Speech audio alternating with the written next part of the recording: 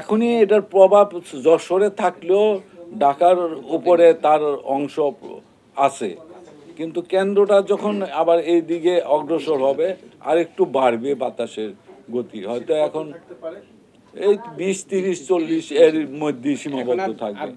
এখন আর বৃদ্ধি পাওয়ার কোনো সুযোগ নেই, যেহেতু এখন আর এনার্জি সে গেইন করার কোনো সোর্স নাই তার, এখন শুধু সে দুর্বলই হবে। কোন কোন উপকূলীয় এলাকাতে আসলে সবচেয়ে বেশি আসলে আঘাত আনলো এই আমি যেটা আমরা শুরু থেকেই আগের থেকেই বলেছিলাম যে এটা ভারতের সাগর আইল্যান্ড এবং খেপুপাড়ার মধ্যবর্তী উপকূল, যেটা আমরা মংলার সাউথ ওয়েস্ট দিয়ে অগ্রসর হয়েছে কেন্দ্রটা, তো মূল কেন্দ্রটা বাংলাদেশ দিয়ে অতিক্রম করছে এই সাইক্লোনের। যেহেতু এই দিক দিয়া মানে অতিক্রম করেছে, আমি যে উইন্ড স্পিড যেটা আপনাদেরকে পড়ে শোনালাম, হ্যাঁ, পটুয়াখালী খেপুপাড়া এই জায়গায় 111 kilometre per hour wind speed আমরা রেকর্ড করেছি। সুতরাং এর কেন্দ্র যেহেতু মংলার পাশ দিয়ে ওই সাউথ ওয়েস্ট দিয়েই অতিক্রম করেছে এবং খেপুপাড়ার অতি নিকটই, সেহেতু ওই সমস্ত এলাকায় উইন্ড স্পিড, মংলাতে উইন্ড স্পিড 80 পেয়েছি আমরা। সুতরাং সবচেয়ে কেন্দ্র অতিক্রমের জায়গায় যেখান দিয়ে হয়েছে সেই জায়গাটাই সবচেয়ে বেশি আপনার উইন্ড স্পিড এবং আপনার জলোচ্ছ্বাস বলেন বা উইন্ড ড্রাইভিং সার্চ বলেন, সেইগুলি ওই এলাকায় বেশি হয়েছে। যেমন আপনারা এই নিউজে দেখাইছেন যে রাঙ্গাবালি এলাকায় তলিয়ে গেছে পানি, পটুয়াখালী খেপুপাড়া এই সমস্ত এলাকায় ওই দিকটাই বেশি, অর্থাৎ উপকূলের পুরাটা অংশই, কক্সবাজারেও আমরা নিউজে দেখেছি, আপনারা নিউজ করেছেন যে সেইখানে কক্সবাজারে কয়েকটা এলাকা বিশাল মানে পানির নিচে তলিয়ে গেছে এরকম। তো উপকূল পুরাটাই থ্রেট হয়েছে।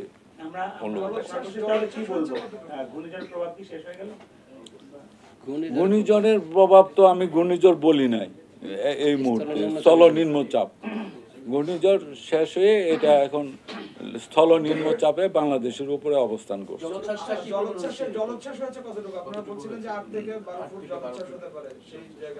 এটা আপনাদের লোকাল প্রশাসন বা যারা তারা বলতে পারবেন, আমরা ওই মেজারমেন্টের পরবর্তী ক্ষয়ক্ষতি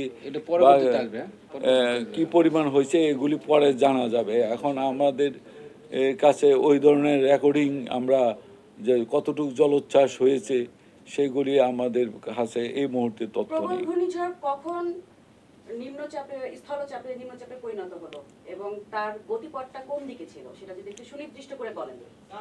উত্তর পূর্ব দিকে। স্থল নিম্নচাপটি উত্তর পূর্ব দিকে অগ্রসর হয়েছে এবং এটা আজ সকাল 9টায় ঘূর্ণিঝড় থেকে দুর্বল হয়ে গভীর স্থল নিম্নচাপে পরিণত হয়েছে আজ সকাল 9টায়। গতিপথ কোন দিকে গিয়েছিল সেটা আপনারা যেটা নির্ধারিত বলেছিলেন সেই পথেই গেছে তো? একেবারে ঘূর্ণিঝড়টি রিমাল যেই পথ দিয়ে যাওয়ার আমরা ফোরকাস্ট করেছি ঠিক সেই পথ দিয়ে উঠেছে, তার একটু কোনো ব্যত্যয় হয়নি।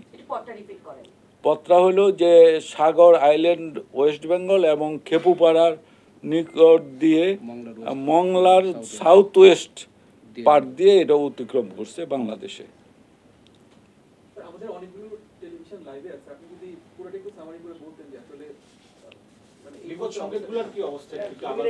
বিপদ সংকেতগুলি আমি বলেছি যে কক্সবাজার এবং মংলা, চট্টগ্রামের যে 9 নম্বর মহাবিপদ সংকেত ছিল সেটা নামিয়ে তার পরিবর্তে 3 নম্বর স্থানীয় সতর্ক সংকেত দেখিয়ে দিতে বলা হয়েছে, 3 নম্বরে চলে আসছে।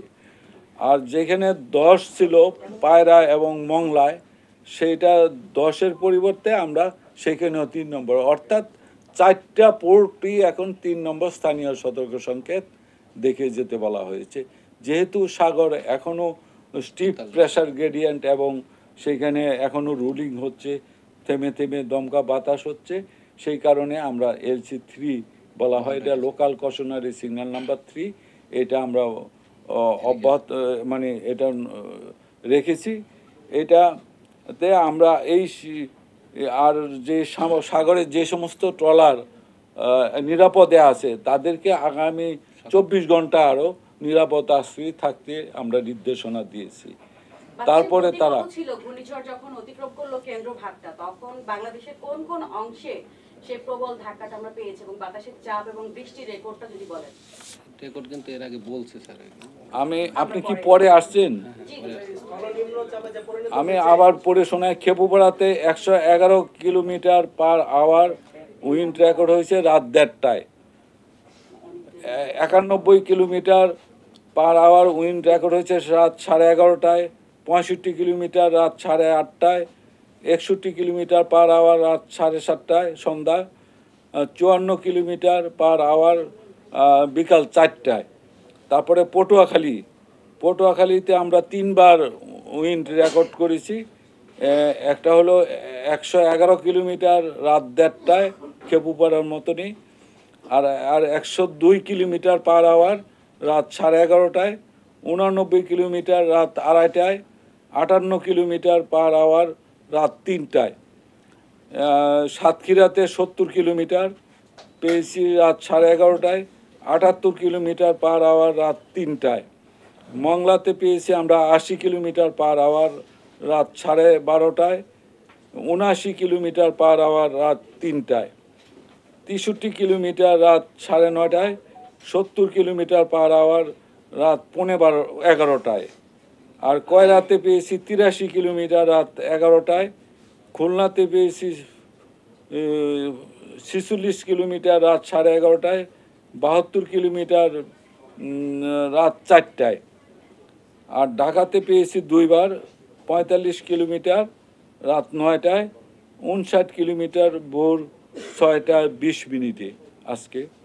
আর চাঁদপুরে 65 kilometre per hour. Patenga Chittagong 74 kilometre per hour. বৃষ্টি আমরা জানি যে পটুয়াখালীতে এখনো পর্যন্ত সর্বোচ্চ হয়েছে, এরপরে পটুয়াখালী ধরে আর কোথাও হয়েছে কিনা? চট্টগ্রামে 203 মিলিমিটার বৃষ্টি হয়েছে টোটাল গতকাল সন্ধ্যার থেকে আজকে সকাল 9টা পর্যন্ত। চট্টগ্রামে সর্বোচ্চ। চট্টগ্রামে সর্বোচ্চ।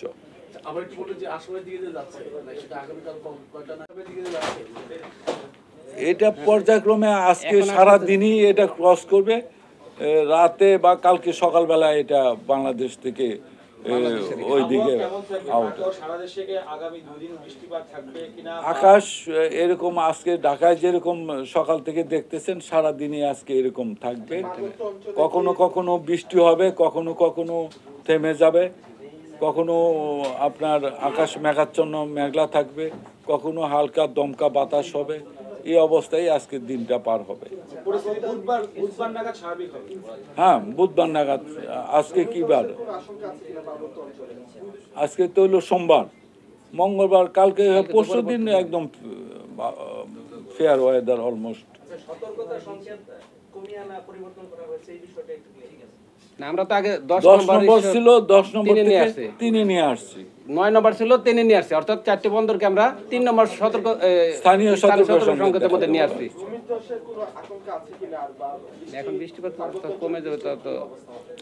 ভূমিধস এখন চট্টগ্রাম এলাকায় কিছু বৃষ্টিপাত হচ্ছে। আজকে যেমন 3 ঘন্টায় 132 মিলিমিটার বৃষ্টিপাত হলো চট্টগ্রামে। তো ওই এলাকায় যদি বৃষ্টিপাত হয় একটু এরকম যদি আরও অব্যাহত থাকে তাহলে সেই ক্ষেত্রে একটা সম্ভাবনা থেকেই থাকে, যেহেতু পাহাড়ি এলাকা। হ্যাঁ, এরকম একটা সম্ভাবনা থাকে। এটা আমরা আগেও বলেছি। আমরা শুরু থেকে বলেছিলাম যে এই চট্টগ্রাম অঞ্চলটায় বৃষ্টিপাত একটু বেশি হবে এই সাইক্লোনের প্রভাবে। সিলেটে বৃষ্টিপাত তো এটা সব সময় একটু বেশি থাকে। আর যেহেতু সিলেটের মুখ এসে যাচ্ছে, সিলেটের এইদিকে যাচ্ছে, সেজন্য যাচ্ছে বৃষ্টিপাত এদিক থেকে ক্লিয়ার হতে ওইদিকে একটু বৃষ্টির